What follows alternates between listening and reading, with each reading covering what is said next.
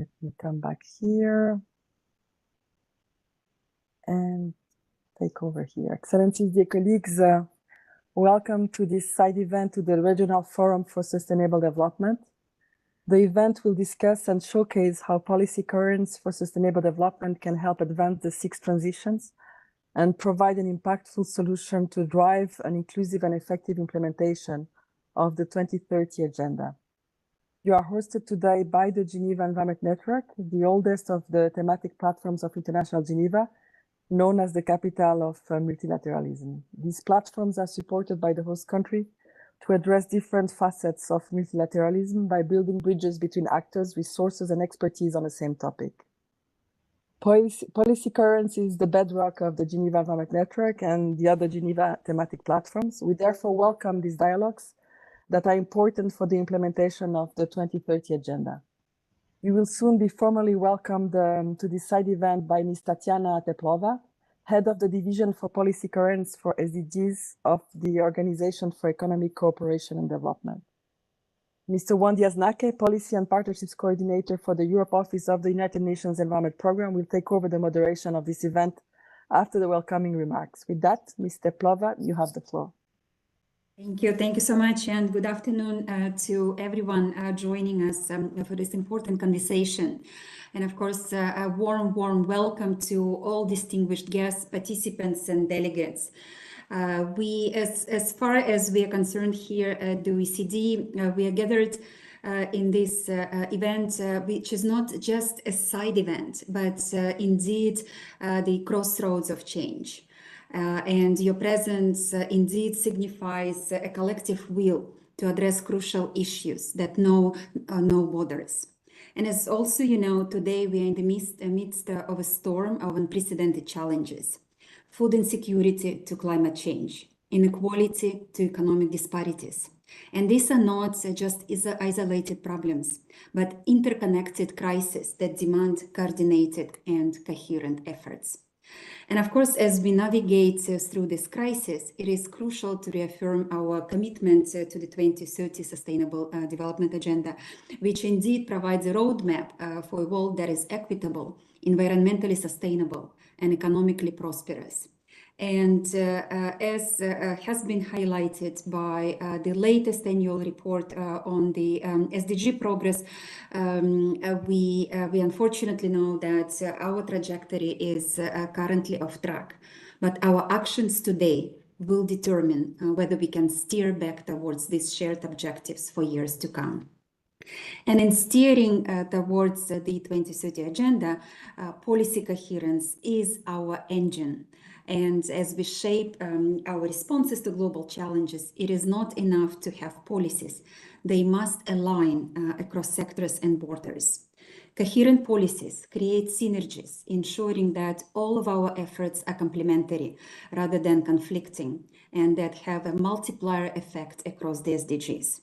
And this approach is really critical in achieving sustainable and impactful results. And to help countries advance policy coherence, as many of you would know, the OECD Council has recently adopted, well, it's already a few years back, the recommendation on policy coherence for sustainable development, which aims to support countries across the world in paving their path to sustainability, to sustainable development. And here the recommendation aims to respond to the growing country demand to deal with the how of coherent 2030 Agenda implementation. And yet on the 5th year anniversary, so it's still recent, but nonetheless it's been 5 years since the adoption of the recommendation, evidence on its implementation shows that despite strong commitments that we observe across many countries, countries overall are still struggling to put policy coherence for sustainable development in practice. And as such, as we go forward, we do need to take urgent action to mainstream policy coherence in all of the governance structures and firmly embed it in our commitments. We know that no single nation can address these complex challenges that we all face in isolation. Here, global cooperation will be really crucial to address the 6 transitions proposed by the UN Secretary General in his rescue plan for the SDGs. And we consider that policy coherence will be critical in maximizing the effectiveness of the global cooperation. And today's event is a testament to our shared commitment to dialogue and cooperation. And by pooling our resources and expertise, we can overcome obstacles that transcend borders. So to conclude, I invite each of you to actively engage in the discussions and collaborations that will unfold in the coming days. Thank you once again for your commitment, and I look forward to the fruitful outcomes that will emerge from our collective efforts. Thank you. Thank you very much, Tatiana, for really an excellent opening that literally sets the scene in terms of what we should be discussing. And for sure, I'm glad you mentioned the 6 transitions in particular. And these are really, yes, they are catalytical, multiplier, but we also need to be very careful in terms of how we implement them, whether it is the food transition, the energy transition, education, jobs, social protection, connectivity, or the triple planetary crisis. If they are not done in a coherent way, we may create negative impacts. So in building on that, we have lined up excellent group of experts who will be sharing, reflecting on this particular issue. And the first one, I start with Hossein from the Environment Management Group. I know the EMG has been doing a lot of Nexus-related work in the past, even now, in addressing emerging and cross-cutting issues. And one thing we wanted to know from Hossein is to what extent these dialogues have laid into coherence, in particular, better collaboration opportunities in terms of implementing the 2030 agenda. Maybe something I could link to that is also in the recent past, this is in the last 3 to 6 months, we have come up with this common approaches in terms of biodiversity, common approach in terms of pollution, and how, if you could share that findings and the lessons learned, especially from the Nexus dialogues, to advance policy coherence for the 2030 agenda, at least in the next 6.5 years. What is that we need to do in terms of policy coherence? Over to you. Thank you, Wondi, and honored to be in this discussion with all of the colleagues. Questions are really, truly relevant to the heart of the mandate of the Environment Management Group, which is a coordination body, as you and colleagues might know, in the UN system, bringing together at least 52 UN organizations working on environmental issues, trying to identify sort of approaches, common approaches, and methodologies for cooperation on the environment in the UN system, and it has existed since 1972, since the existence of almost UNEP. This is a very interesting topic to be discussed here. There's a lot to say, but I try to summarize and to give some of the key highlights of what we have experienced in the context of the EMG on sort of bringing about coherent approaches and policies in the UN system, and what challenges we have faced.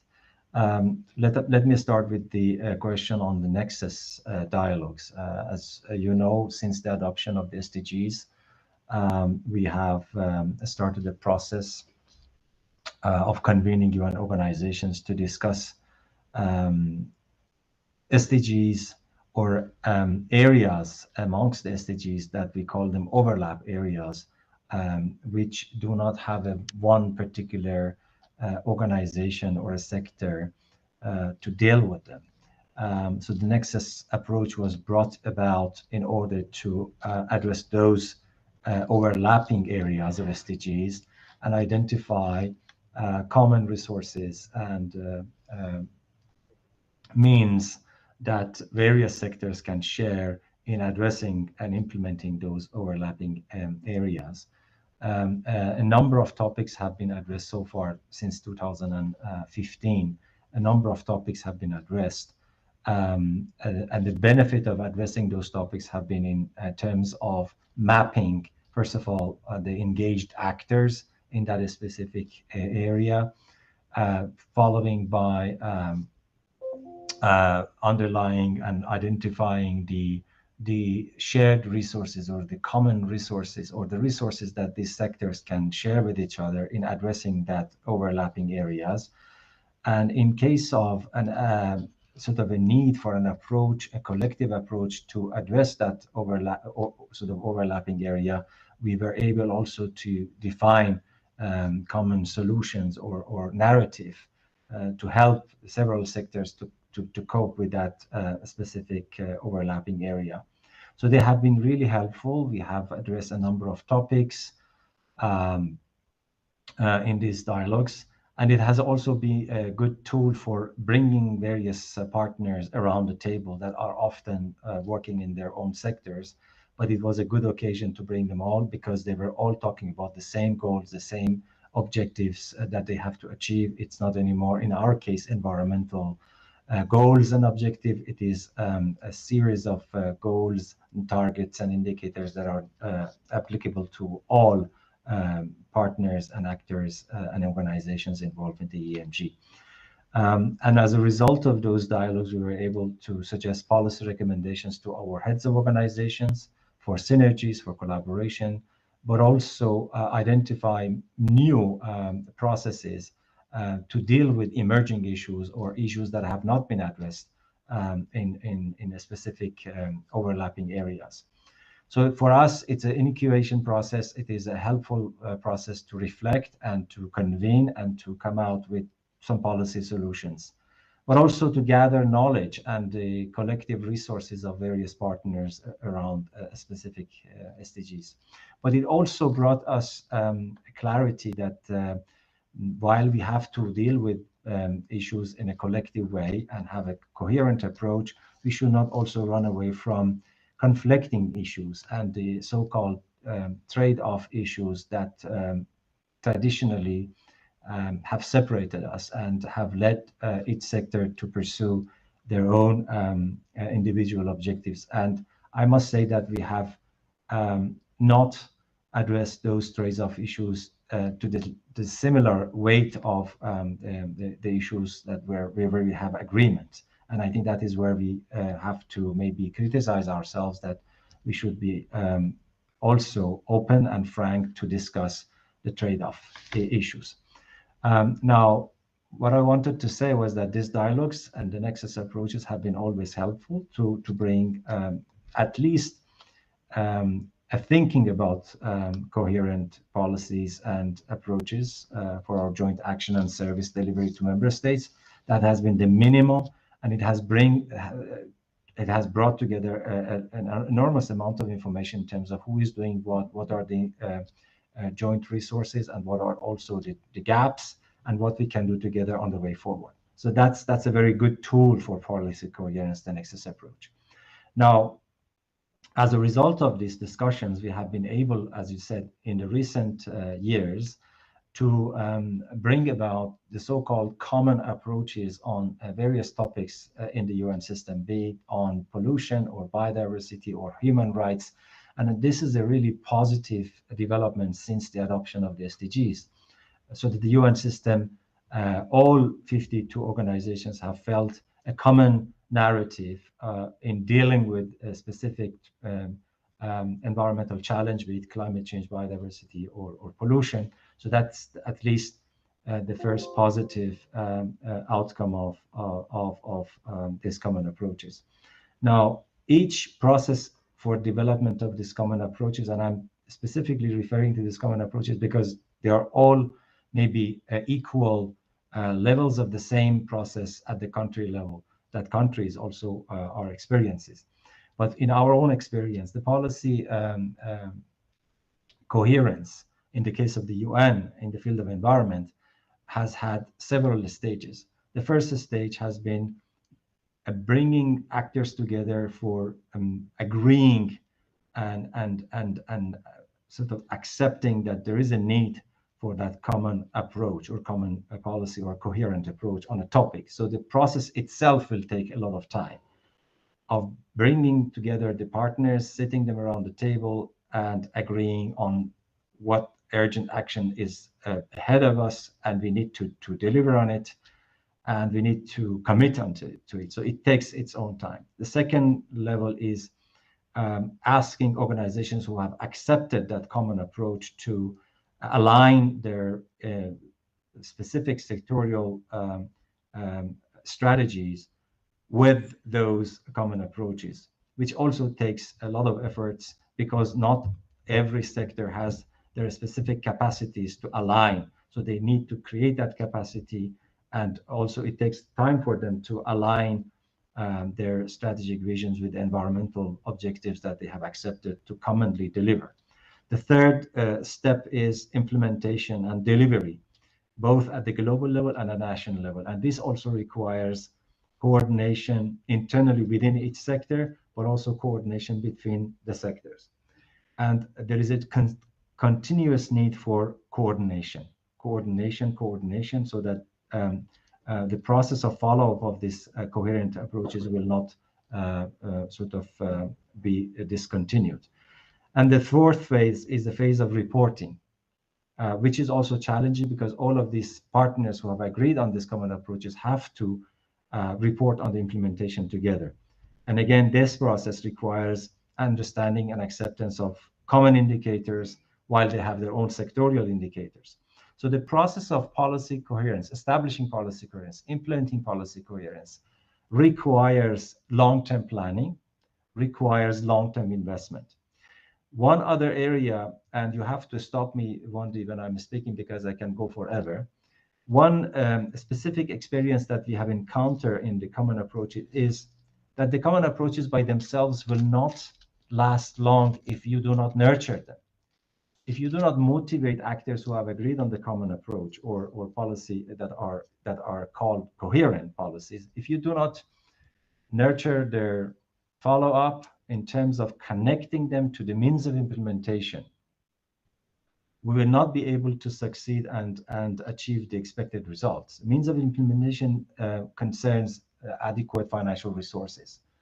And linking, for example, in our case, the financial resources that have been allocated for environmental purposes, be it through the GEF or the Green Climate Fund or the others, if they have not specified indicators or criteria that would require collective implementation of various environmental goals and objectives or SDGs, then there is a tendency still that the sectors will follow their own direct outcomes and objectives at different levels. That's one danger that we have to always sort of bear in mind, that we need to connect the financial resources and instruments to implementation of the coherent approaches. And the second and last point now here is that we are talking about the 6 transition areas where UN has now to focus to deliver by the 2030.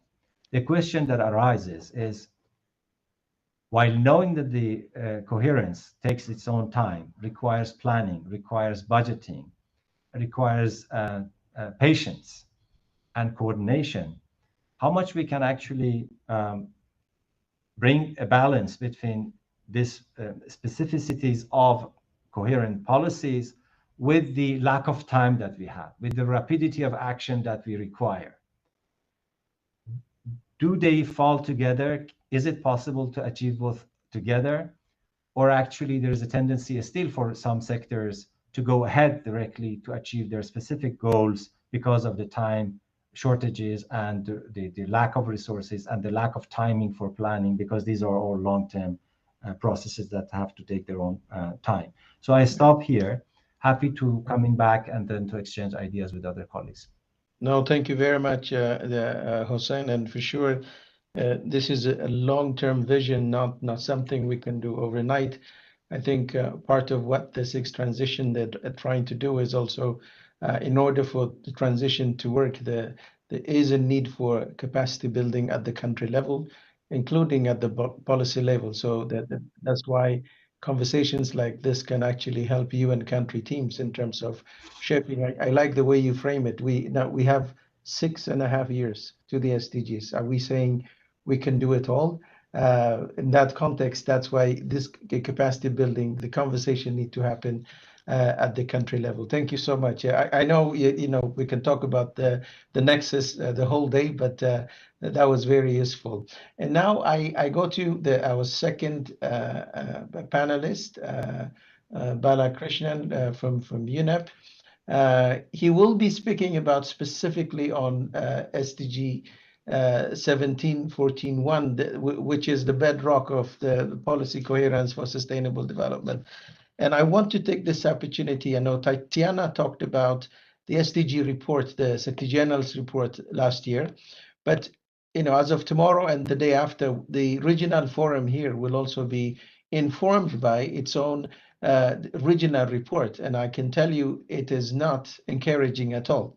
And specifically when Hossein talked about trade-offs, a couple of things that caught my attention. For example, we are doing very bad in terms of fossil fuel subsidies.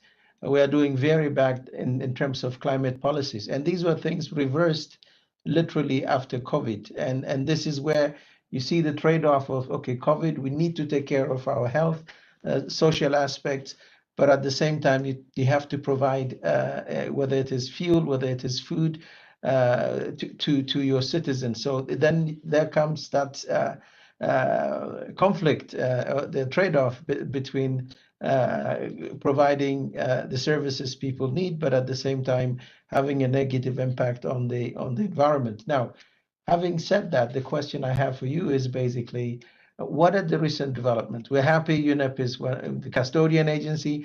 What are the lessons we've learned in terms of policy coherence from the UNEP perspective? Over to you, Bala. Thank you, Mondi, and good afternoon, good morning, good evening, colleagues from wherever you're joining this particular online session.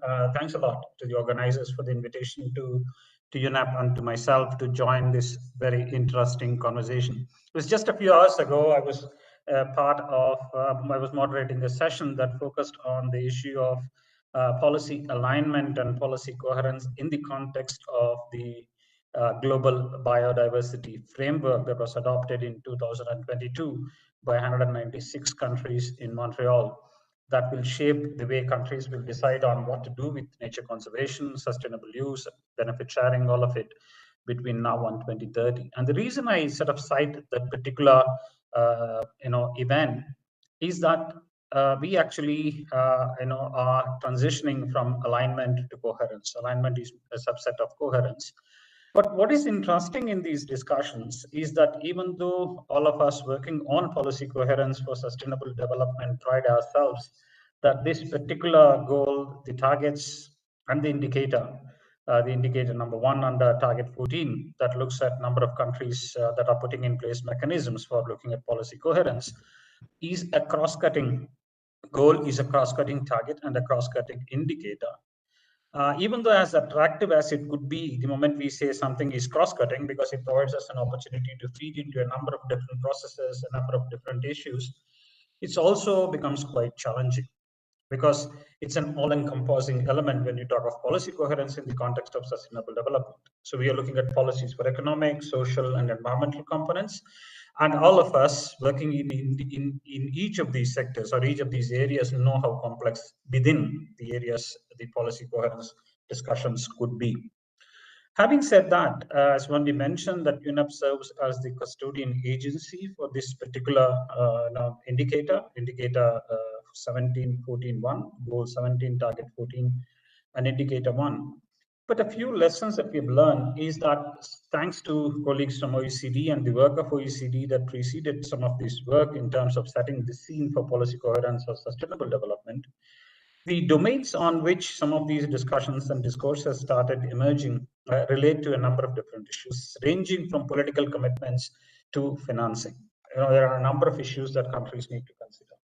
So from UNEP, we've been assisting countries with given that particular mandate, not just only to look at reviewing the reports as they come in, the BNRs that gets presented, the high-level political forum, and the high-level political forum looks at reviewing the progress that is being made on this particular target on an annual basis.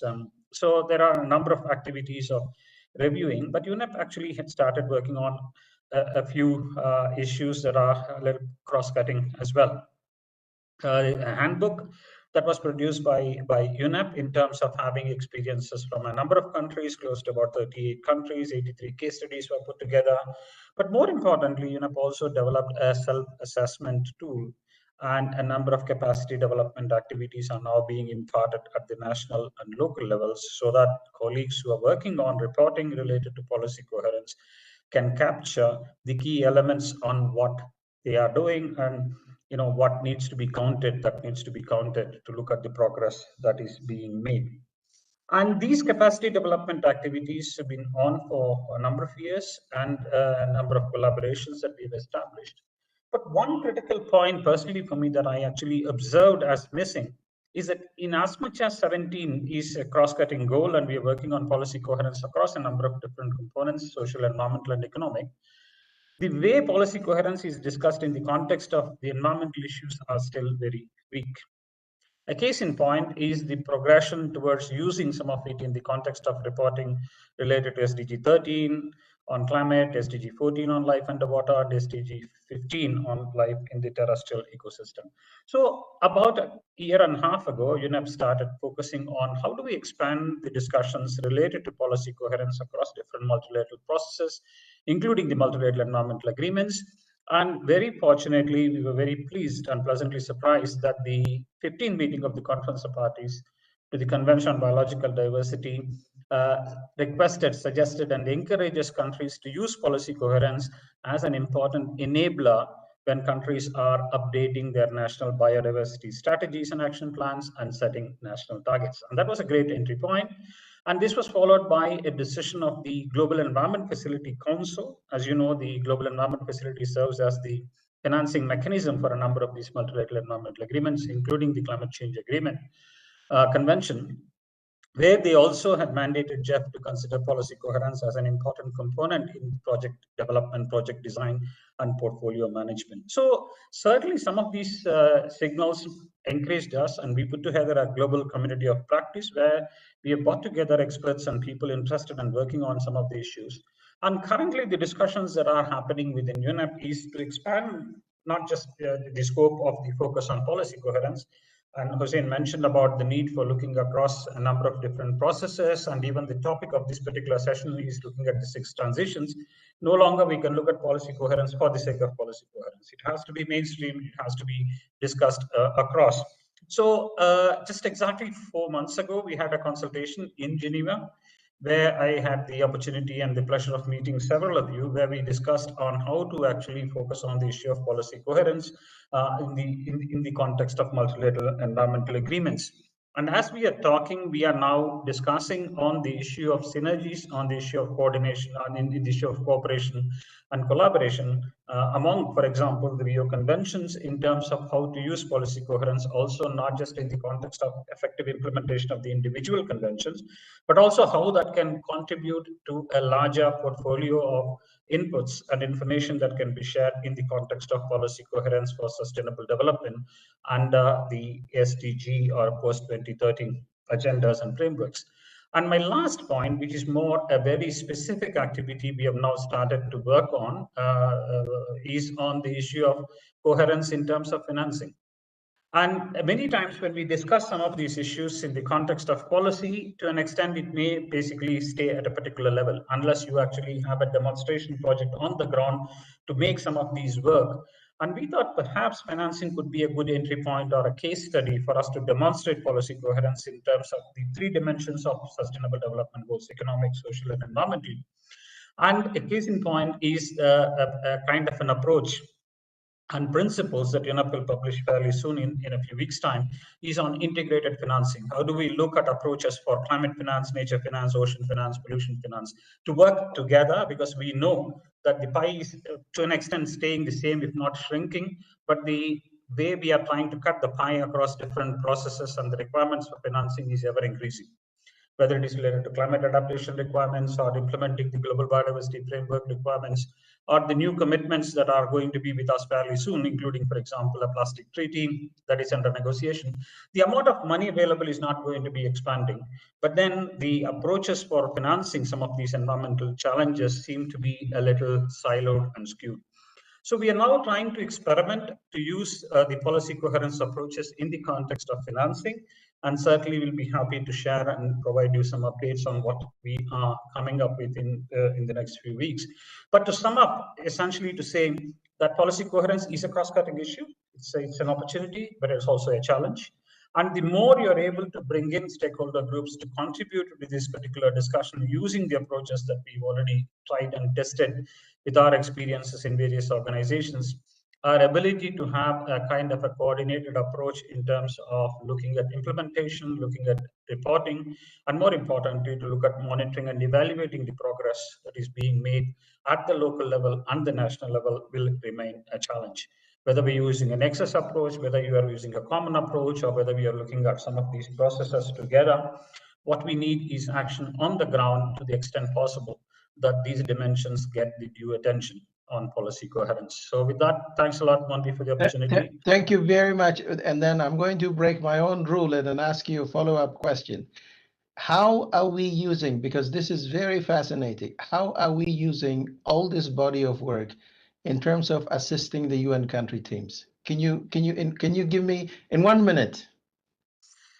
Yes, I mean, I had it on my bullet point, but realizing the time available, I didn't get into that. But certainly, I mean, this in itself, this particular event in itself is a great example of how we are using it. You know, where we actually have brought in these discussions and these things together.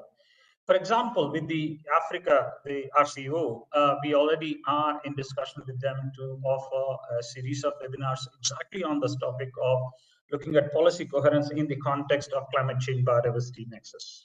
Excellent. Looking at policy coherence in the context of financing. Those are the two topics that we are now trying to move forward. But certainly with EMG and colleagues, we are also in touch with some of the secretariats to the conventions so that their, antennas actually get more active to start using it. Because if you look at the SDG component of reporting, the multilateral environmental agreements related information is almost non-existent. And it's certainly a pity. And that's where the UN country team related work comes handy. And certainly through you and colleagues on this call, we'll be more than happy to expand similar kind of approaches to other regions. But we are starting with Africa, being more proximal to Nairobi, UNEP and IMBs.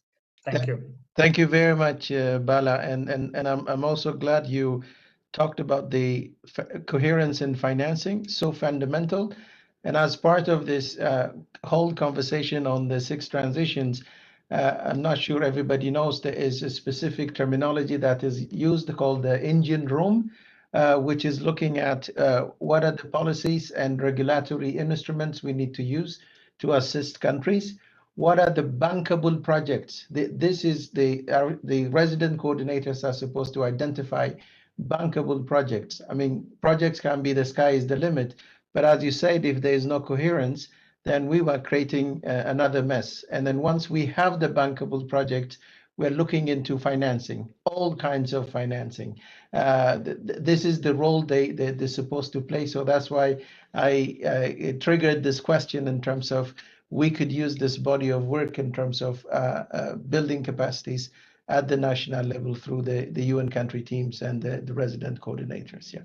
Only just 5 seconds. We are also now working with multilateral development banks to build their own understanding and capacities on these issues. They may have resources, but they may not have the capacities to understand these approaches in as much as we want. So that's something we are now starting again with African Development Bank, for your information. Thank you. Thank you very much, Bala. Now I would move quickly to Ernesto from OECD. First and foremost, Ernesto, thank you very much for challenging me to come up with this idea. And here we are. I'm glad we're having this conversation that can benefit so many others who are actually listening to our conversation. Now, I am one of those people also who considers policy coherence as one of the most difficult. At the same time, I think that it is not given enough attention. Maybe I'm wrong, but based on the question I have for you is, based on this experience, what do you see as the main challenge in successful policy coherence for sustainable development implementation across different countries? Over to you. Thank you, Wandy, and thank you very much for making this idea a reality. I think this is a necessary discussion we all must have on how we can change our mindsets, our silent thinking, our actions to really implement and come up with solutions that address these challenges in an integrated manner.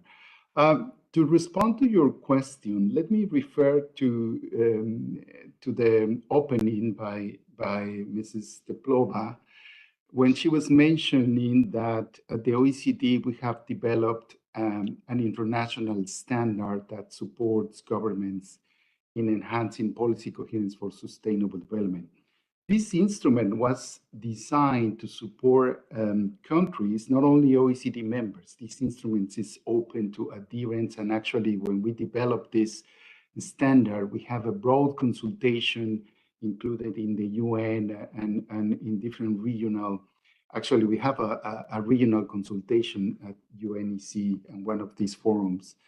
And the instrument was designed to support countries in implementing the SDGs in an integrated manner. And that was, as my colleague Tanya mentioned, in 2019. Now, after 5 years, we are currently assessing progress on the implementation of this OECD recommendation on policy coherence for sustainable development.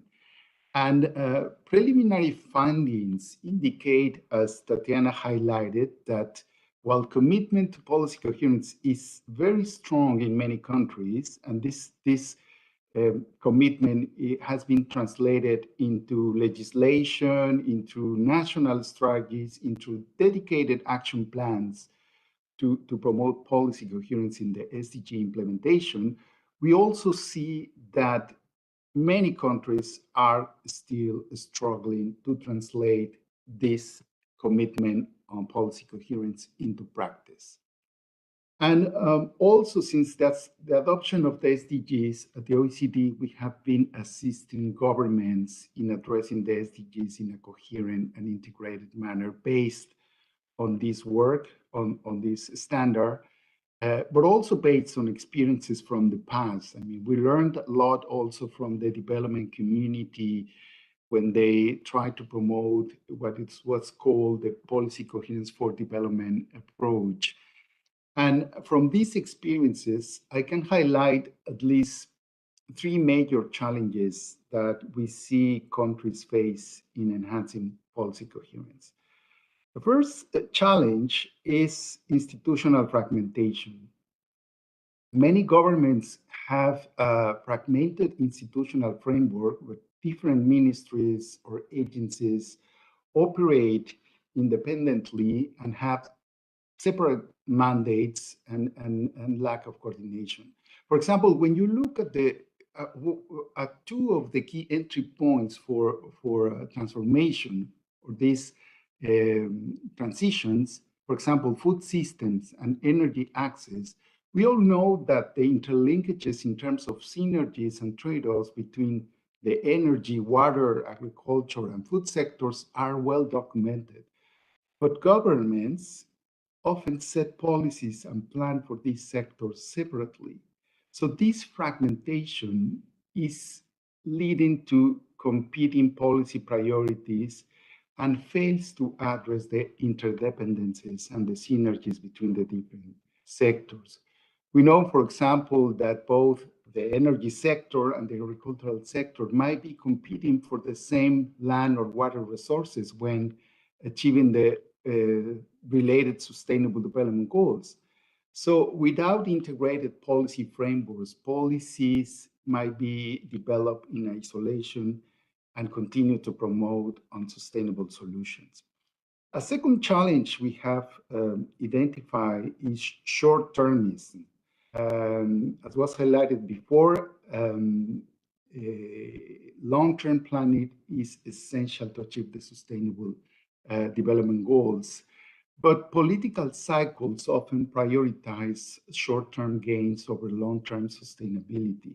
And this short-termism can lead to policy decisions that undermine efforts in the long run for sustainable development.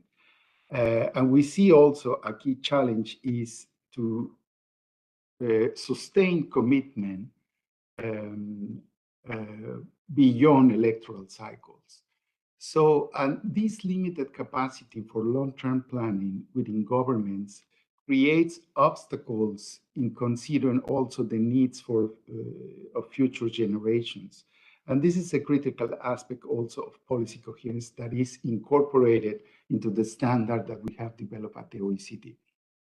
The third challenge I want to highlight is, and this is a very important one, is the limited data and evidence-based decision-making. Governments face challenges in accessing reliable data and evidence on the transboundary impacts of their domestic policies. This information, this data is required for informed decision-making. Actually, the main purpose of promoting policy coherence is to ensure that we have informed decision-making processes when it comes to deal with multiple priorities. And of course, sustainable development challenges often present national boundaries, and governments need to address the transboundary impacts of their policies and address the global interdependencies in their policy coherence efforts. So global coordination between countries is required to address issues so complex, such as climate change, biodiversity loss, or international trade issues that sometimes undermine, if not well, if policies are not well designed, undermine efforts in countries for promoting sustainable development. So, based on this experience, to put policy coherence for sustainable development into practice requires robust policy making processes and a more strategic use of governance tools. For example, impact assessment practices to inform decision making on sustainable development. We've seen that in many countries that have those tools in place, the issue of transboundary impacts is very limited when they use these tools.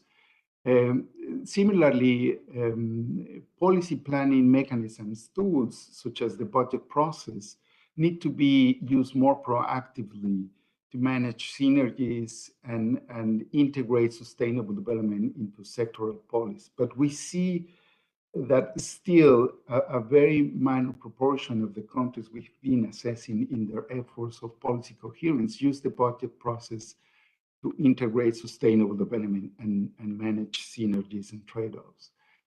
And of course, underlying the effective application of these tools and mechanisms is the existence of concrete mandates to resolve policy divergences across sectors. Because when you implement these complex agendas, there will be always competitions for resources, for priorities. And this is why both the OECD recommendation on policy coherence for sustainable development and the global indicator on SDG 17.14.1, as highlighted by Balak on PCSD, put the emphasis on the institutional mechanisms required to design and implement policy coherence.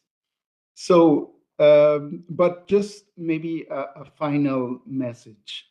Of course, to be or not to be coherent is a political choice, and it requires more than technical solutions. So that is why it is so important that we strengthen our efforts to put in place systems that have enough political support to change policies.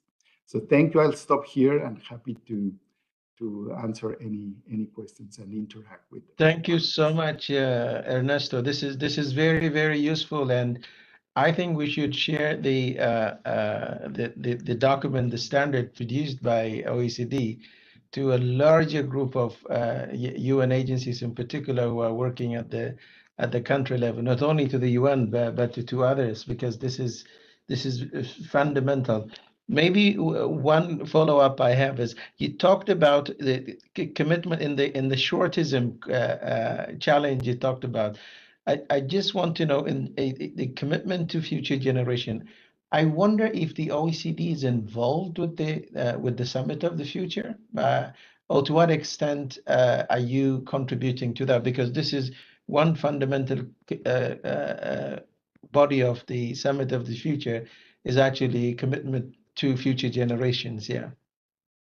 Indeed, and thank you for this question. Actually, at the OECD, we always say that we play the best supporting actor following the guidance from the UN. And this is the role that we want to play. And of course, building on the experiences from OECD countries and some of the evidence we have developed, we plan to contribute to the deliberations on the Summit of the Future. Of course, coming with these policy coherence perspectives, but also tapping into the expertise across the organizations in multiple fields, from public governance to education to innovation, etc. So we will produce actually a OECD special report to the Summit of the Future with some of this knowledge that we think can contribute to put in place, to put in practice the pact for the future. Thank you very much. Thank you. When will that be ready? That will be ready in, we aim to have it ready by July. At least, also for the HLPF. HLPF. Okay, brilliant. It's good to know. We'll spread the word. Thank you very much, Ernesto. That was very, very useful. And now I will move to our next panelist, Ms. Mara Kosu. I hope I pronounced your name correctly, from the Ministry of Environment and Energy Security of Italy, and also many thanks to Francesca, who has been a pillar of this, pushing us on this particular issue. Question I wanted to ask you is, I know Italy has done quite a lot in terms of the policy coherence component. So what are the practical lessons we can learn from Italy on processes and mechanisms in place in terms of enhancing policy coherence for sustainable development? Over to you, Mara. Thank you very much, Juan. It's really a pleasure to join this conversation and to start this conversation on the PCSD issues. I would just like to share a few slides to point out, taking back some of the key points from previous speakers in terms of process. PCSD is very, someone said before, time-consuming process. It is, and it needs incremental efforts from all the actors that are joining the process of implementing 2030 agenda. So we have looked into PCSD as such, looking into the recommendation from the OECD, from the UNEP, with the 17-14-1 target. And what we've done, the next slide, please, is to develop in 2020, since 2020 until 2023, a national plan for policy coherence for sustainable development, which could embody some of the greatest challenges that have been underlined until now, which means to root on some potentiality that Italy had. We have scanned and seen some of those potentialities in terms of collaborative institutional environments to be set up and nurtured in time, which is one of the main issues to guarantee those political continuity, which Ernesto referred to, and to look into PCSD as an enabler for sustainable development.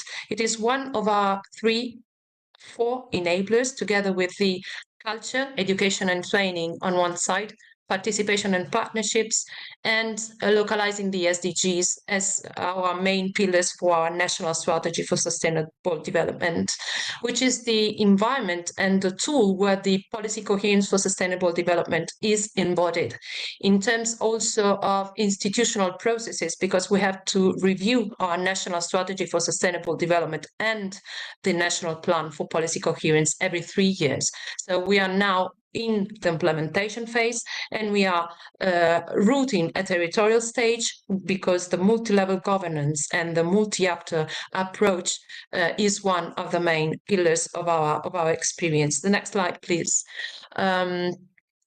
Which means having policy coherence for sustainable development accompanying us all around the policy cycle. We have been working on many issues in terms of engagement of both local entities and stakeholders and right holders. We have been working a lot on monitoring and evaluation and on implementation issues in terms of policy coherence tools.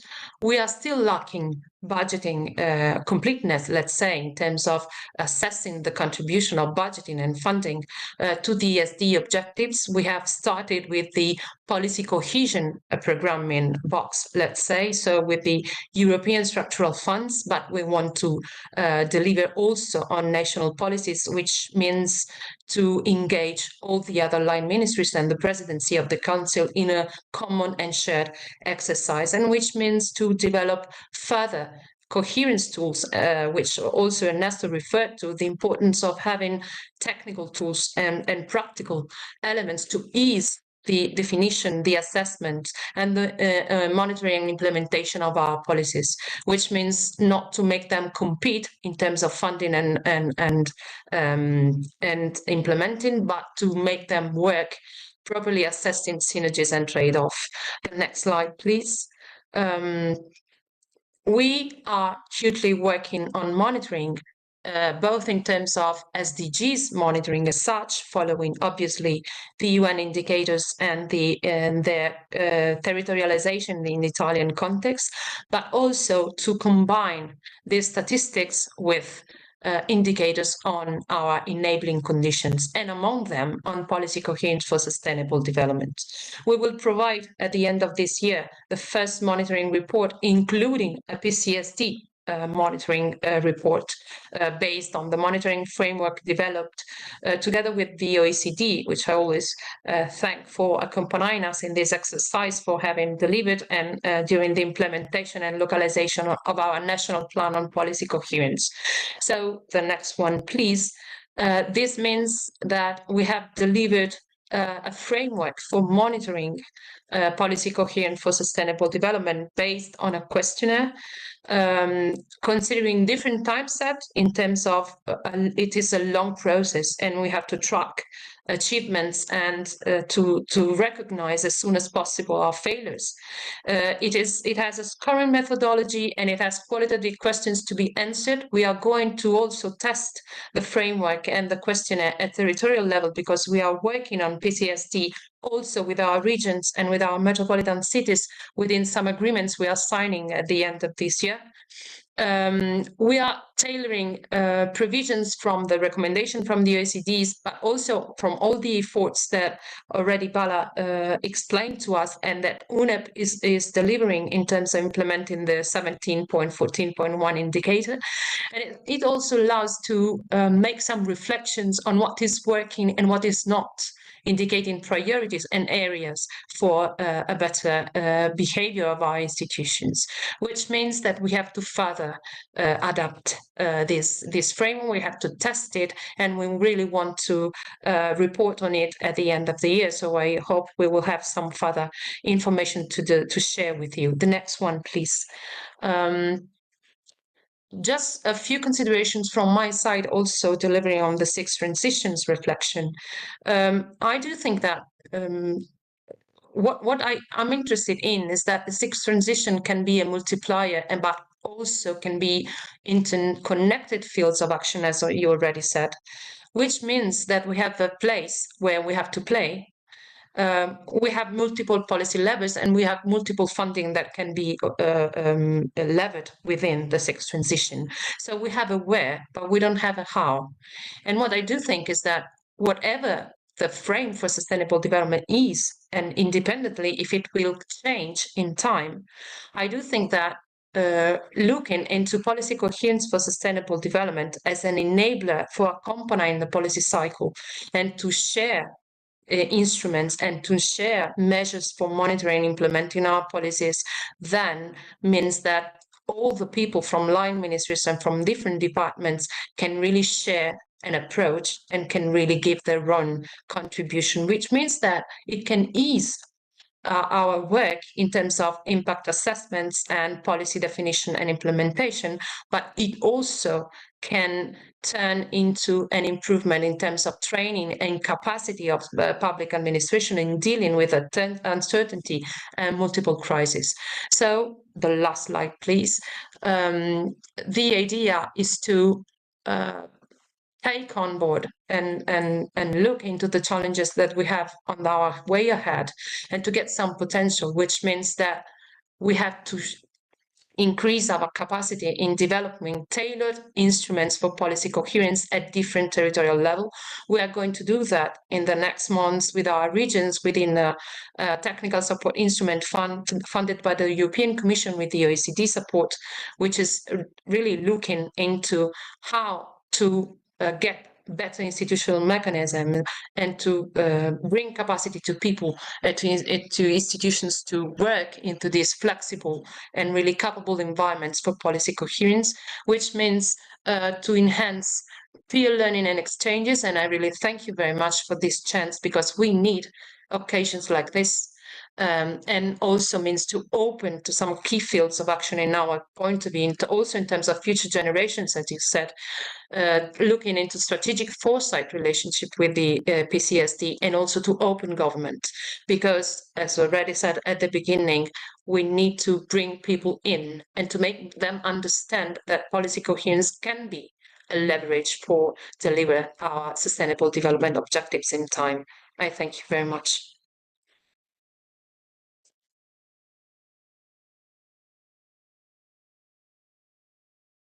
You are muted. You are muted, Wendy. Thank you so much, Mara. I will repeat exactly what I said. We should have given you more time in terms of presenting this. This is really, really great, and you nailed it. It's not about the how, the what, the where. We've done this. What is the issue? Where do we act? But in terms of the how is still where we are struggling. And I really like the way you describe the policy coherence for sustainable development as enabler. It's not a burden, it's an enabler. It can turn around things. And then it's good that also you mentioned localizing the 2030. By the way, this is one of the things that our governments agreed in New York at the SDG Summit, what is called the High Impact Initiative. One of them out of the 12 is actually localizing the 2030 agenda in a different way. I sincerely hope you have a role to play either tomorrow or the day after, especially in the session that is the policy segment in the afternoon, where we have a multi-stakeholder kind of dialogue. If you don't have a slot, then you should raise your flag and you should be able to share some of this experience. And my last question for you is how do you share this experience with the rest of EU 27 as an example? How is it done? We are working in several projects with other member states from the EU 27 with the support. Always the OECD is having a great role in this respect, and we have a network for policy coherence. So it is quite a very interesting environment to stay in, and we are trying to spread also ahead of the 27. So I do think that we really need to share the fact that, as you mentioned, it's not a burden. It cannot be a burden. It can be an enabler, and it can ease the work that each of us is doing each day of our life. So that's our main wish for the next few months. Thank you so much, Mara. Thank you. And now I move to our last panelist. I'm sorry we kept you waiting. Bruno from the International Energy Agency. Bruno will zoom in on specifically one of the key transitions that has been identified That is actually the energy access in particular. And the question I have for you is, how do we make sure that policies and actions taken for energy sector are mutually supportive of the other transition purpose? I know we talked about trade-offs, but this could be a good opportunity to see how policies set out for energy transition, energy access can actually have a very positive spin that I strongly believe they do. Over to you. Thank you so much, Wendy, for the invitation and also the introduction. So yes, you mentioned I represent the International Energy Agency here today, so I'm mostly concerned with SDG 7. I'm currently also the coordinator of the SDG 7 tracking report, which some of you might be familiar with. It's a report that is co-authored by the IEA, IRENA, the UN Statistical Division, the World Bank, and WHO. And the report will be launched later this July at the high-level political forum. So this, I mean, I'm going to be very brief for the sake of having a discussion also afterwards, but the situation looks quite grim at the moment. We see that some progress has been achieved across some indicators of the SDG 7 in some regions, but many countries are falling behind the SDG race, a race that we know that we can only win if everyone makes it across the line. I totally agree with the framing in the report that the Secretary General of the UN made last year, which is that we need a fundamental shift in commitment, financing, action. And I would personally stress the solidarity component of that. But I think we also need a fundamental change in the way the SDGs are the SDG implementation strategies are designed and coordinated, which I guess it very much speaks to the issue that why we're here today, which is the policy cohesion. And I guess if I can echo some of the elements that were mentioned by my colleagues previously, is that limited budgets and resources more often than not end up competing against each other, right? Hampering progress, which is dangerously pushing many of the SDG indicators out of reach by 2030, which is ideally what we want to see.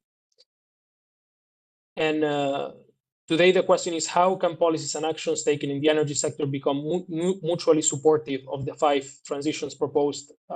So there are many things that can be said here, like we've been talking already for an hour. But I think some of the very basics that we need to see to really emphasize and stress the urgency for these issues. First of all, that these transitions need to be given a name and a face. Unfortunately, we see in our respective sectors, I see it for energy, how many of the issues related to the SDGs and their indicators are either orphaned from the get-go, or they can easily lose momentum if they fall out of political priorities and political interest. So I think the good example that we can borrow here from are climate envoys. Climate envoys are really just individuals that have some ownership and agency over key issues that can then facilitate the kind of collaboration that I believe we need and what we're here to discuss today. So in short, they are the name and the face of these issues, these transitions that we need urgently. Because more often than not, some of you might also have experience with this. In my case, I certainly do. When I try to work with energy, you try to look at.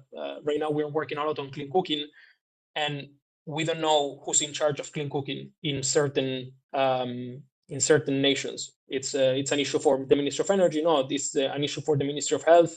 Oh no, this should be with the Ministry of Agriculture. So we need to really give a name and a face to some of these issues to have a focal point that can help coordinate both internally but also externally.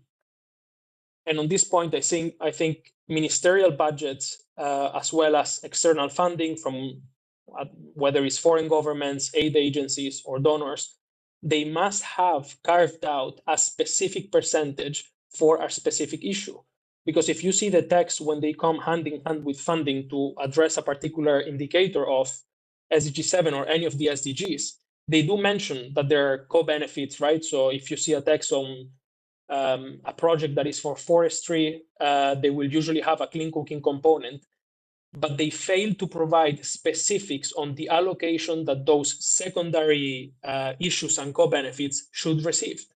And this lack of clarity makes for inconsistent approaches, and then we end up lacking concrete action. So I think I just wanted to flag these two as the real basics that we need to then even be able to talk about policy coherence, because first of all, some of these issues, as I mentioned, we don't know who we should be addressing to. We don't know who to approach in some of the countries that we're working with. But secondly, also for those that are trying to help on this issue from outside, they need to say specifically how much they're allocating to each issue. And I think I will close there to give some time for the discussion and the Q&A. Thank you very much. Thank you very much, Bruno, for being brief. And I think those 2 points are absolutely acceptable, giving out a name and a face, but also an envoy. One of the things I remembered during the days of the MDGs is we did have MDG envoys who were championing the cause around the world, and it really helped in terms of mobilizing resources, but also getting political commitment. The budget is absolutely, there's this old saying, show me your budget breakdown, I'll tell you your priority. It tells you the full story of what investment is actually put in the real priorities or in other places. Now, if I could move to Diana, do we have some questions in the chat? No one. Oh, no question posted.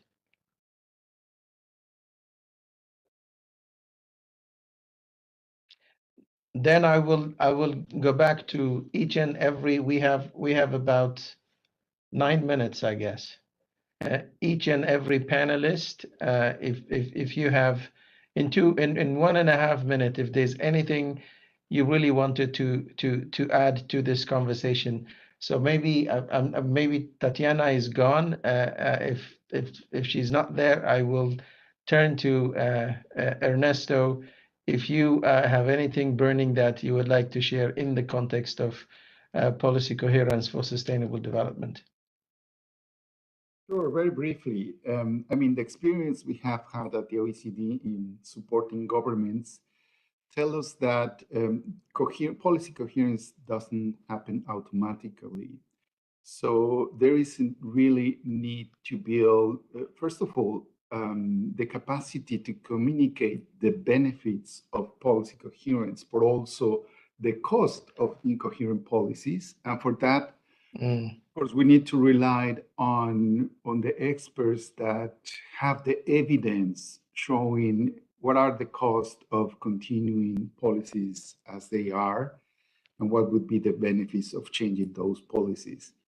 So, and given that coherence doesn't happen automatically, I want to emphasize the need for dedicated institutional mechanisms to promote policy coherence. That's why we put the emphasis on those mechanisms in the OECD recommendation on policy coherence. And I think that's why these mechanisms are also considered in the domains of the SDG target on policy coherence.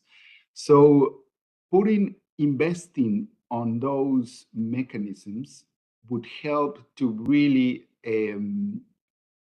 achieve what is proposed by the UN Secretary General, having policies that can have multiplier effects across different, and that requires, of course, not only the mechanisms, or of course, not only the information and the evidence necessary to change policy, it requires also the necessary skills in the people that is responsible for designing these policies to understand what are the issues, what are the implications of the policy decisions they are taking, and how they can change and measure policy. Thank you very much. Thank you. I think that very much aligns with what I call the engine room, which is described to implement the sixth transition.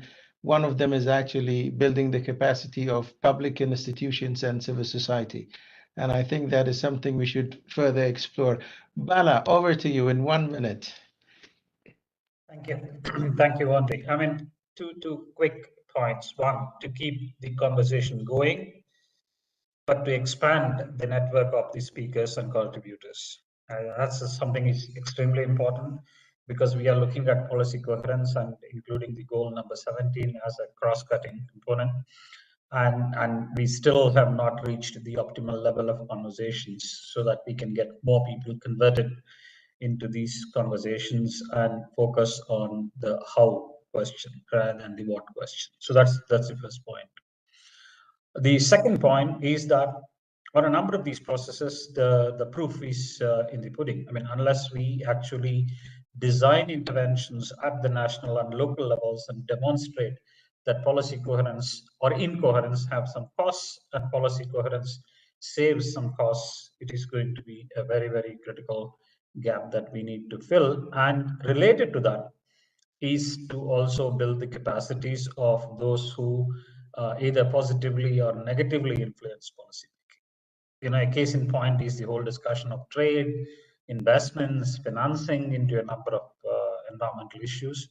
And that's something where we also need to focus in terms of making them understand that being coherent doesn't mean that you are conceding any space, but you actually are playing that particular game so that together you can go further, not just essentially faster. Over to you, Andy. Thank you. Thank you very much. Bruno. Thanks. Yeah, I mean, I don't have much more to add. I think I agree with much of what's been said here today. I think we need good coordination, and also we need to make sure that we bring all parties also to provide inputs. I think if I can use the term global south, it's also tired of like policy recommendations that come from the north without inputs from the south. Some of you might have seen an article in The Economist that came out recently, was the presidents of Ghana, Kenya, and Zambia that said, we will not sign any more regulations or agreements that didn't have our inputs. So I think this really speaks to the fact that they are tired of also like one-way policy recommendations that come north to south without really having conversations about how we address some of these issues. So that's what I would. That's an excellent point. Mara. Yes, just to build on considerations on institutional mechanisms and also on not reinventing the wheel from north to south, I do think that we do really have to make it clear that we have already a lot of exercises in place in terms of policy impact assessment and policy design, strategic foresight. A lot of exercises are already in place and can be embraced within the wider perspective of policy coherence for sustainable development if we build synergies among the different actors and among the different exercises.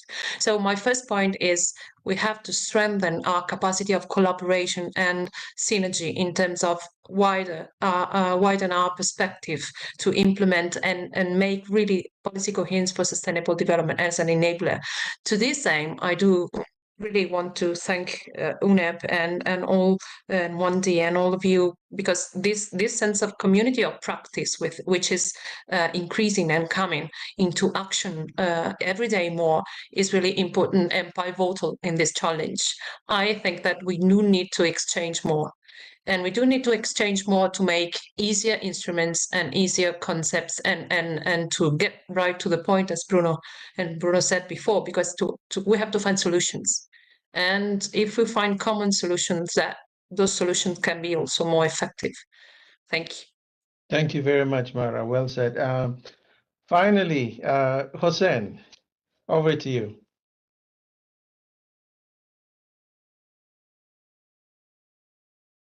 I think you are muted, yeah?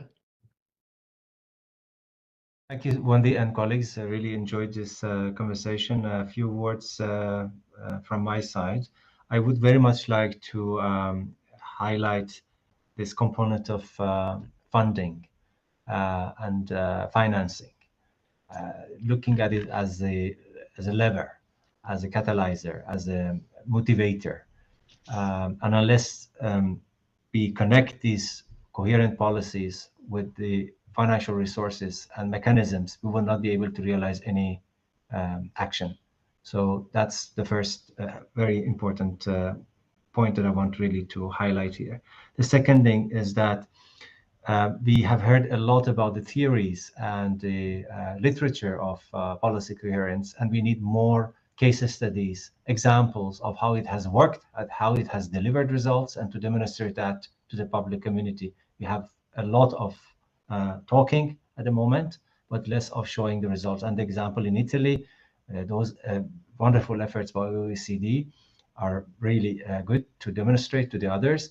The case of OECD for me is very phenomenal, because I see the OECD as always as covering certain country membership and linking the resource availability funding to certain reporting obligations, certain implementation set of goals. There's a mechanism which is in place, which controls, not only provides resources, monitors, but also has a very robust accountability. That works because those member countries are accountable to delivery. Otherwise, no resources, no further support. So there has to be a system in place that has control over the totality of policy to implementation and reporting. And then the last point, as it was said by Luca, I mean, we are dealing with the situation today that almost, I heard, about 53 countries are in the state of direct or indirect war. You're affected by circumstances that didn't exist maybe in 2015. How can we, what kind of messages, what kind of narrative you have to disseminate for other countries also that are not in a sort of a natural, normal standards of living? How can we expect them to implement and sort of address coherence in policy making and implementation for SDGs? How can we help those countries as well? Again, promoting the coherent approach. So I would like us to take away this message from my side, and then hopefully we can, as it was mentioned by a colleague, Mara from Italy, we need to strengthen this community of dialogue and practice together. What Bala is doing is excellent from UNEP side. We need all the OECD, we need Italy to bring those examples, and we need to continue this dialogue. Thanks a lot. Thank you very much, Hossein. And I, as I've said it, one of the high impact initiatives that was identified in September was localizing the 2030 agenda. And we need to really bring those examples of where they have worked well, and where we could actually replicate them with as many not only countries but communities, the local, the municipality level, the incredible examples that should be shared, which we don't see them a lot in the VNRs, the voluntary national reviews and so on. It doesn't give you the full picture of some of the actions that are taking place. And I thank you all for making time.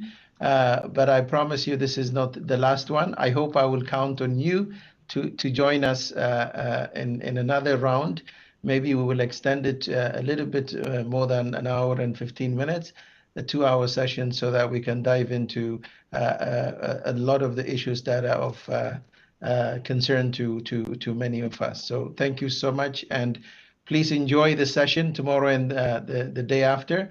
Maybe it's the next one could be really to unpack what has come out of the summit and the regional sustainable development forum, and how do we take this further as different agencies, governments, in terms of localizing the 2030 agenda. And thank you so much. I really appreciate, and a huge thank you to the Geneva. These are the gold mines, and I cannot thank you enough for being with us and supporting us behind the scene. Thank you very much. Thank you. Thank you. Thank you. Thank you so much, Wendy. Thank you. Excellent. Thank you so much. Thank you. Thank you, Diana. Thank you, colleagues. Wonderful job. Colleagues, join us. We have another side event that we are co-hosting on Thursday. Oh, yes. On the environment rule of law, Thursday morning. And then, of course, there are the peer learning roundtables, the one that UNEP is co-organizing tomorrow, and the one that Italy is also co-organizing. We have a slide for that one, Claudia? Okay, sorry. That was the link was shared in the chat. So there are many other events that are taking place where I'm sure you are all engaging. So have a look at the program of the Regional Forum.